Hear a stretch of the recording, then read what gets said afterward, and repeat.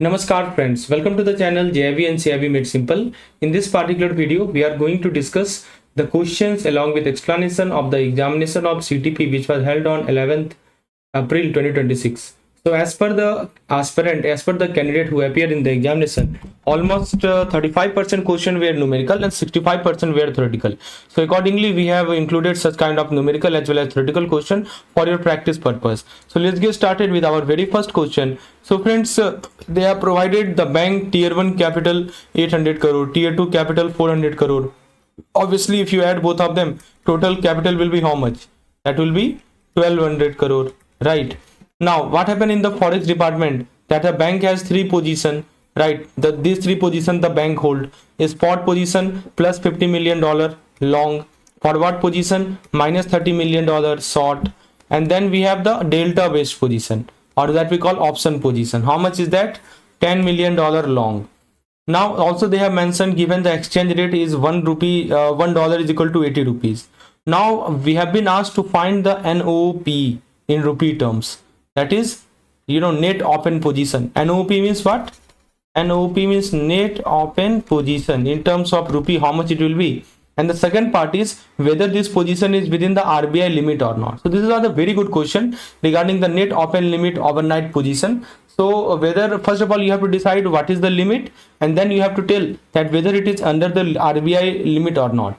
Option they have given A, B, C and D, right? 2400 crore, right, within the limit, exceed the limit. So these are the options. Now just pause the video, think about it, think about the answer. Now let me explain how to go about solving this problem. So tier 1 capital, tier 2 capital, spot position, forward position, net open position, these data they have provided you. Now friends, see, basically, first of all, what should we do? We should compute the net open position. We should compute it, net open position in terms of dollar. How to go about computing it? Very simple. Net means what? You take the spot position, you take the forward position, you take the option, you add all of them, that will give you net open position. So how much is the spot position? I think they have given $50 million. Forward is minus 30 and net option is 10. So 50 minus 30 plus 10. So 50 minus 30 plus 10. That is $30 million, and it is net long. It is net long position, right? So bank is long $30 million. Now what we need to do? This is the net open position just we have computed. Now we need to convert this dollar into rupee because we have been asked in rupees terms. That will be how much? $30 million multiplied by 80. So that will be 2400 million rupees. That is our answer. That is our position limit. Okay, so 2400 million. Now one more thing, most of the students get confused that, sir, is it 240 crore or 2, you know it very well that 1 crore it means 10 million. Suppose if you want to convert into crore, because if you see the option they have given in terms of crore, you can see now they have given in terms of crore. So if you calculate in terms of crore, that will be how much? 2400 divided by 10, which is equal to how much? 240 crores, isn't it? 240 crore. So that is the correct position, 240 crore. In option, I think they have made a mistake. They should be 240 somewhere, right? They have given 2400 crore. That's completely wrong. Now the second part of the question, what is NOPL? Let's compute the NOPL. So as per the standard RBI market risk practice, you know it very well that the maximum NOPL is equal to 25% of total capital. This is the thing that you have to keep in the mind. Sir, what is the total capital? Just now we have computed. Tier 1 capital is, I think, 800 crore. Tier 2 is 400 crore. Add both of them, that become 1200 crore. So 1200 crore is the total capital. So you just compute 25% of 1200 crore. That means 1/4 of 1200 crore, which is equal to how much? I think 300 crore. Right. So that is the NOPL limit. That is how much? 300 crore. Now you compare the position versus limit. On one side we have position, right? On one side we have position, on other side we have limit. Sir, position we have just computed, which is 240 crore, isn't it? Open position we have computed is 240 crore and the limit is 300 crore. So you can see it is within the limit. The position is within the limit.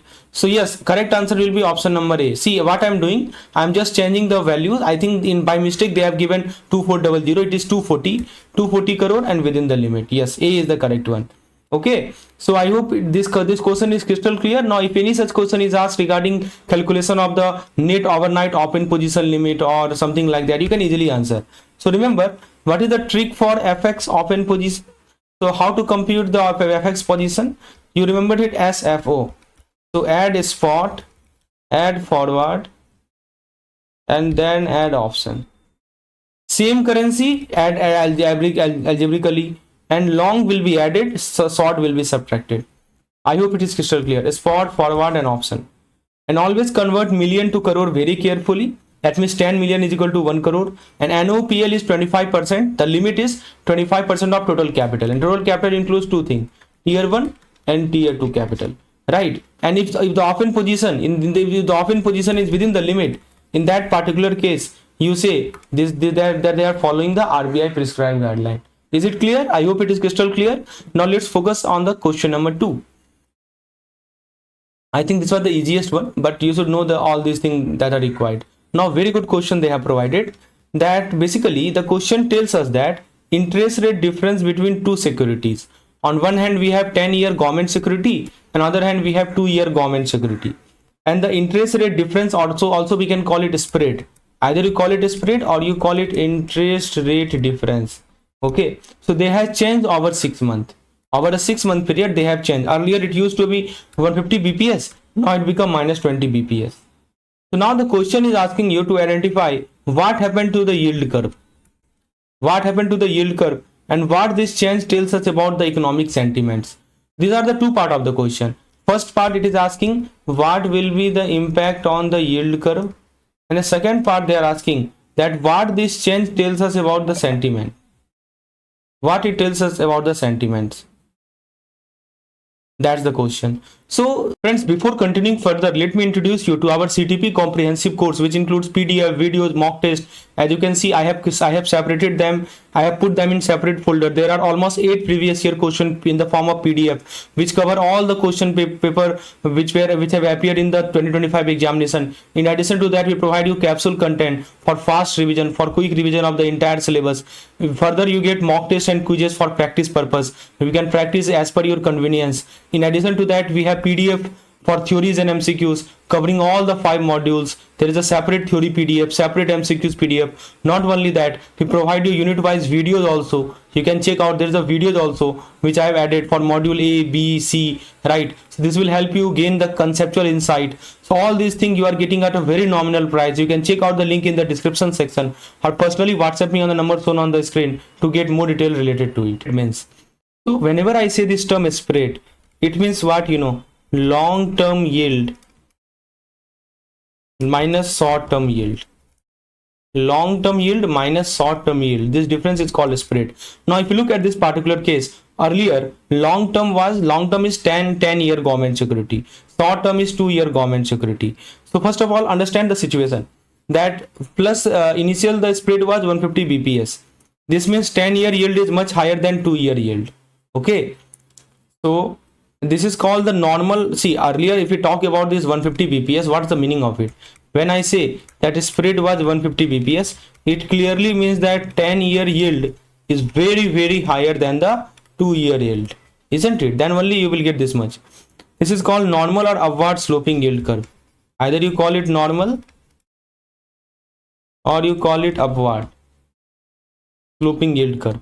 It indicates growing economy, higher future inflation. Investor want higher return for the long-term money. Now understand the final situation. Finally, we have 20 bps, minus 20 bps. So it indicates a negative spread. It indicates what? It indicates a negative spread, right? So this means what? 10-year yield is much lower than the 2-year yield, isn't it? It's not lower, not much lower, lot lower. So that's called, inverted yield curve. So earlier in this case, it is a normal or upward yield curve, because it indicates a growing economy. It indicates higher future inflation. That's why 10-year yield is much higher than the 2-year yield. So higher future inflation. But in the second case, as 10-year yield is less than 2-year yield, it indicates what? It indicates inverted yield curve. It indicates inverted yield curve. It simply means that market expect future interest rate cut. What market is expecting? Market is expecting that in future interest rate is going to decrease. And what investor is expecting? Investor is expecting economic slowdown. Yes, investor is expecting slowdown or recession, to be more precise. So investors are happy to lock money for long term even at lower return, isn't it? So even at lower return, they are happy to lock money. Why? Because they are expecting economic slowdown or recession. So now let's interpret the transition. What happened to the yield curve? That is what we are looking at. See, earlier the yield curve was normal, which is indicated by the positive 150 bps. This is a normal case. Now it become yield curve become inverted. Why? Because the spread become minus 20 bps. So this clearly signal what? It signal the negative economic expectation, isn't it? It signal negative economic expectation. So what will be the final answer? Let's come back to the question. Option A, they have given it curve is steepening, indicating expectation of aggressive economic expansion. No, that's wrong. They're talking about steepening. See, steepening means your spread is increasing. Think about it. So by looking at the spread, you can decide what is the nature of the yield curve. If it is steepening, it means our spread is increasing, but here spread has decreased. So A is wrong. If you look at the option B, the curve has moved from normal to inverted, suggesting that investors expect a future economic slowdown. Exactly. B is correct. C says humped curve.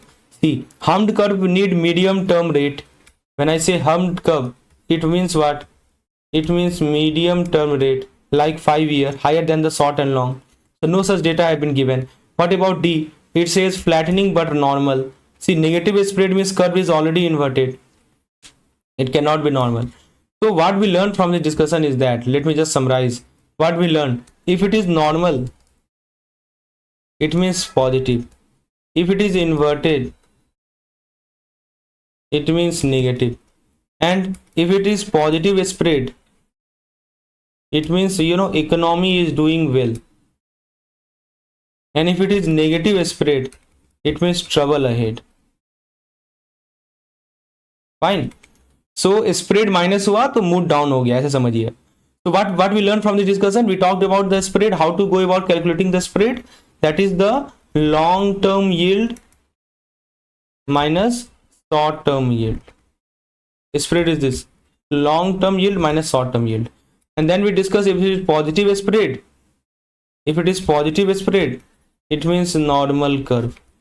If it is negative spread, it is inverted curve. If it is inverted curve, it indicates the signal of recession.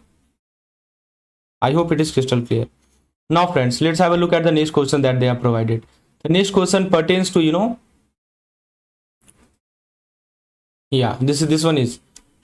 So what it is all about? See, this question is asking you that there is a corporate treasurer. He hold a Bermuda style receiver swaption. This question is about the Bermuda option. So there is a corporate treasurer who hold a Bermuda style receiver swaption. Total tenure they have given 5 years, and exercise which are allowed on the last business day of every month. Specify that option can be exercised on the last business day of every month, starting after year 2 up to the final expiry. So we have to identify which type of option this is, and how its flexibility and premium compared with European and American option. So basically this question rotates about the Bermuda style option. Total tenure they have given, and the contract specify that it can be exercised on the last business day of every month. Now option A, it can be exercised anytime. It may be more flexible. It offers discrete exercise date, and last it can only be exercised on the final expiration date. Very good question. So the moment you see this Bermuda style, stop and recall. So what is this Bermuda style option? So the moment you see this Bermuda style option, think about it. This is a kind of middle ground. This is a kind of middle ground between European and American option. On one side you have European option, other side you have American option, and this act like a middle ground. See, whenever I talked about European option, think about it like this. If we talk about the European option, it means on final date. And that means expiry date. You can exercise it on the expiry date. If we talk about the American option, so American option means it can be exercised any time. It can be exercised any time till expiry. Okay, and if you have Bermuda means what, you know? Bermuda means on a specific prefixed date. On a specific prefixed date. Okay, so please remember this. A European option means you can exercise on the final date. American means anytime till expiry. And third is Bermuda means on a specific prefixed date. Now in this question, the option can be exercised monthly. They have given the option can be exercised monthly on the last business day from the end of year to till maturity, but not on any random day. So what I mean to say, in this particular question, the option can be exercised monthly. You can exercise it monthly. Okay, you can do that. The option can be exercised from the end of the year 2 till the expiry. On the last business day, it can also be exercised, but it cannot be exercised on any random day. Right? So it cannot be exercised on any random day. Please note it down. So that means what I mean to say, that exercise is not continuous. Please understand. Exercise is not continuous. This exercise is not continuous, so not American. So they are not American option. Exercise is not only at the final date. Yes. Since it is not at the final date, so it is not an European. If it is at the final date, then it is European. This is not a European. So this perfectly matches a Bermuda. Yeah. Exercise can be on the last business day. Right. So obviously it is a Bermuda. So the final answer is option C. It offers a discrete exercise date. Right. Making it premium, generally higher than its European option, but lower than American option. So European option is least flexible. So now if we talk in terms of money, right, think about it. Golden rule for option is that if you offer more flexibility, if suppose some option is there which is offering more flexibility, it means it will have higher premium. Obviously in the case of option, you know, you have to pay the premium. So more flexibility, higher premium. Now can you tell me out of European, American, or this Swaption or this Bermuda, which one will have higher premium? Think about it. If you look at the European, you're not getting any flexibility, right? You have to exercise only at the end date. So since least flexibility, so that's why they are the cheapest one. Now if you talk about the Bermuda, which is like a middle ground between these two, right? Some flexibility it offers, so it is mid price. But if you talk about the American, it is a type of continuous. You can exercise it anytime. So it's offering you most flexibility. And since it is offering you most flexibility, so yes, they are costliest. So Bermuda option is more expensive than European and cheaper than American. Right? I hope it is crystal clear. So option A says that it can be exercised at any time. No. It describe American option. Bermuda has a fixed date only. Option number B says that more flexible than American. No, American has the maximum flexibility. This statement is illogical. D says that it is exercised only on the final expiration date. That's European option. So remember, they can think of it like this. First of all, Europe, then Bermuda, and then America. This is a way to remember it. Just to be. So Europe means one date, only an expiry. Bermuda means few fixed date. You can exercise it. And American means any time. I hope it is crystal clear. Now friends, let's switch our focus to the next question that they have provided. So it is just on your screen. If you think that this video is adding value to your preparation, don't forget to hit the like button. Do hit the like button. So this is the table which summarizes every aspect of it. Now very good question we have. So what is happening here? This is about the Treasury arbitrage, and we will learn practically how it works.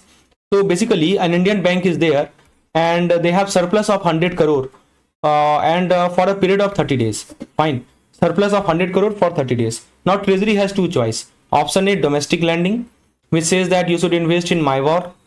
Annualized return is 6.5%. Option B say arbitrage. That's called FX arbitrage route. That means convert INR to dollar at a spot rate and invest dollar in the New York money market at this rate and cover exchange rate by selling 30-day by selling US forward at this rate. But this is called arbitrage, right? So we must decide. Now the question is asking you, we must decide which option give a higher return. So two options they have given: normal domestic option. Option B is the arbitrage option, which is giving you higher yield, higher return. And what is the gain? That these are the two part. Option A say yes, A is giving and gain is 0.5. B is giving gain is 0.5, B is giving gain is 7, A is giving gain is 6.5. So very good question. So if you look at the option number A, that is a domestic return. Now it is quite straightforward. They have clearly mentioned that option A return is having 6.5. This is our comparison base. Yes, we are comparing with respect to what? 6.50. Now understand the forex foreign exchange arbitrage logic. Very important. See what happened. Let me explain it here. So we are talking about arbitrage option with respect to the forex. Think about it. See what happened, when money is sent abroad. So you have money. What you have done? You have sent abroad. Why you have sent abroad? With full hedge. You have sent abroad with full hedge. So total return come from two components. So you have sent money for full hedge. Total return that you are getting, there are two components of it. What are the two components? The first one is the overseas interest rate. And the second thing is the forward premium. These are the two components. You have sent money abroad for hedge purpose with full hedge. Total return has two components, overseas interest rate and forward premium. And this forward premium is annualized. Why? Because this overseas interest rate is the earning on dollar investment. This is your earning. Earning on what? Earning on dollar investment. And this forward premium, this is gain from selling dollar forward at higher rate. This is the gain.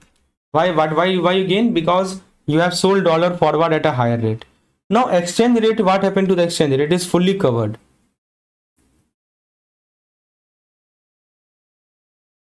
Now exchange rate is fully covered. So both return are additive. Right. Now let's compute the total forex exchange return as per the option B. If you look at the option B, that is arbitrage, you have dollar interest rate how much? I think they have given dollar interest rate how much? 4.25%. Yeah, this is one. And forward premium how much? 2.75%. So if you add both of them, total return become how much? 4.25 plus 2.75. You may ask me, sir, why we have added? Because exchange rate is fully covered. Risk you have covered. Right? You there is hedging you have done already done. So since risk you have covered, so just add both of them. That will give you 7% per annum. And this 7% per annum, this is annualized. So yes, option B gives annualized 7%. Now let's compute the arbitrage gain. Yes. So how to compute the arbitrage gain? How much we gain from arbitrage? So to compute the gain, what we need to do? We need to compare the return from both the option. Return at the rate B minus return at the rate A. What are A and B? A and B are the options that are available. So if you look at the return at the rate option B, we got 7%. Return at the rate option A, we got 6.50%. If you subtract both of them, that this is the annualized yield, that's 0.50%. So obviously the moral learning is that foreign exchange arbitrage give higher return. If you look at the option that they have provided, option A says A is giving you higher return, and no, A should not be selected because it is giving you lower return. A is wrong. C says option B is the correct one. Yes. C says 7% is the total FX return. No, that's not the gain. So remember, what we learned from the discussion is that there is a simple thumb rule for treasury arbitrage. What is the thumb rule? The thumb rule says that if you have fully hedged the foreign exchange, this is a very important thing to note. If you have fully hedged the foreign exchange, then just add both of them. Foreign interest rate plus premium, which means dollar कमाओ और premium लो, यही आपका forex return होगा. And domestic benchmark is linked to MIBOR. Forex arbitrage rate is the sum of overseas interest rate plus forward premium. And forward premium is the extra return. These are not the cost. Compare total return, not individual component. Okay. I hope it is crystal clear how to go about computing the arbitrage and how to decide which option to choose. Now, a very good question which is asked every time. And this is similar thing which I've been asking. Like basically the role of the front, back on mid office. Here, what is happening, front office dealer of an Indian bank has just completed a dollar INR spot trade worth $10 million. Fine. Now the question asked after the deal is done, what is the front office role and what is the back office role for the same transaction? Because front office has concluded the $10 million spot dollar INR rate. Yes, they have done it. Now option A, they have given that front office negotiate the rate, back office generate the deal ticket and calculate the profit. B says that front office finalize the deal, back office handle the independent confirmation. C says that front office settle the fund via SWIFT, back office reconcile the nostro account. D says that front office authorize the limit, back office market the product to the corporate client. Very good question. So before answering this question, I request you to please pause the video, think about it. Now let me explain how to go about solving this question. You know, the Treasury, this is the very basic thing to note, is that Treasury work on the segregation of the duties. Treasury work on the segregation of the duties. One person should never deal, should never confirm, should never settle the same transaction. That's why we have the front office, that's why we have the mid office, that's why we have the back office. Now if you look at the front office, I think you know it very well that front office are the deal maker. They make the deal. Their job is to watch the market. They watch the market, they talk to counterparty, they negotiate and finalize the rate, and they execute the trade. So once the deal is done, now suppose the deal done, they generate a deal ticket. Yes, deal ticket they generate, and their role in the specific transaction end. They are not allowed to confirm or settle the deal. Now comes the role of back office, which is very much critical. So you know, they are checker. They are called checker. Front office is called maker, deal maker. The BBO is called checker. Like in the bank, we have concept of maker and checker. Similarly, in the Treasury also, the front office is the maker, deal maker, and back office is the checker. Checker, or we can also call it the settler. Both are the same. So their responsibility, they independently confirm the deal with the counterparty. Yes, they will confirm that too independently. The deal with the counterparty. They will handle the fund settlement. Settlement handling is their role, and they send payment message. Payment message is sent via SWIFT or RTGS, and they handle the accounting error. So this separation prevent fraud, unauthorized transfer. Now if you look at the option that they have provided, A says that negotiate the rate, generate the deal ticket, and calculate the profit. What do you think? No, that's wrong. Why it is wrong? Because profit and loss is mainly the calculating the profit and loss. This is the mid office role, not the front office role. Please note it down. Now if you look at and deal ticket is made by the front office, not the back office. A is wrong. What about B? B says front office finalize the deal, back office handle the independent and confirmation. Correct. C says that front office settle the fund. No, settlement is done by the back office, right? And so that's why this is wrong. And D says that I think management. See, front office authorize the limit. No. All these limits are set by the management, or management you call it, or you call it the mid office. Limit has been set by them. So you can remember it like this. There is a trick which I have prepared. So dealer deal, checker check, and settler settle. So front office deals with the trade. In simple word, if just one line, if you want to remember it, and this question is sure short ask every time. So front office trade, या ऐसे याद रख सकते हैं कि dealer front का है, पैसा बैक का है. Front office trade, mid office it deals with risk and profit and loss, and back office, you know, they do the confirmation and the settlement aspect. I hope this question is crystal clear now. Now let's look at the next question that they have provided. So yes, they're talking about the role of the, this particular table clearly lists all these things. Now, which of the following combination of statement accurately reflect the regulatory and operational guideline for the certificate of deposit in India? So basically the question give you 5 statements related to certificate of deposit and ask which combination is correct. So statement 1, they have given that CD can be issued by SCB, a scheduled commercial bank, and selected AIFI. B says that the minimum amount of CD shall be 5 lakh and multiple of 5 lakh thereafter. C says that the maturity period of CD issued by bank should not be less than 7 days and not more than 1 year. D says that state banks are allowed to buy back their own CD after a minimum period of 30 days from the date of issue. And last option, CD is issued at a discount to the face value and are freely transferable in dematerialized format. These are the 5 options they have given, and you have to select the correct option, like 1, 3 and 5, 2, 3 and 1, 2, 3 and 5, 2, 4 and 5, all of the above. So now let's discuss statement by statement. If you look at the statement number 1, which says that CDs can be issued by the scheduled commercial bank, what do you think about it? So let me tell you the basic thing to remember about the certificate of deposit. Remember, a certificate of deposit can be issued by a scheduled commercial bank can be issued by AIFI, permitted by RBI. What are the example of AIFI? Yes, NABARD can be AIFI, right? SIDBI can be AIFI, and Exim Bank is also AIFI if permitted. So yes, statement number 1 is perfectly correct. Now 2, that's talking about the minimum size of CD. Yes, correct. I think this is also correct because the minimum is 5 lakh and further issuance only in multiple of 5 lakh. Yes, it is also correct. What about 3, maturity period? Yes, remember for bank the minimum tenure is 7 days and maximum tenure is 1 year. So that is lasting from 7 days to 1 year. For AIFI, the tenure can be longer. It can go from 1 year to 3 years. So depending on whether the issuing institution is a bank or AIFI, the tenure varies, right? And this statement is specifically for bank. They have mentioned clearly bank. Yes, correct. What about 4, buyback? Yeah. So remember, it's talking about the buyback. So basically, RBI law. Yes, RBI say that okay, you can buy back the CD. The CD you have issued, you can buy back them later. But the minimum lock-in period is how much? Minimum lock-in period is 7 days, not 30 days. The number 30 days is a trap to confuse the student. So that's why statement number 4 is wrong. And statement number 5 says that CD are issued at discount to the face value. Correct. They are issued at discount, redeemable at the face value. And since 2002, CD must be issued in dematerialized format, freely transferable.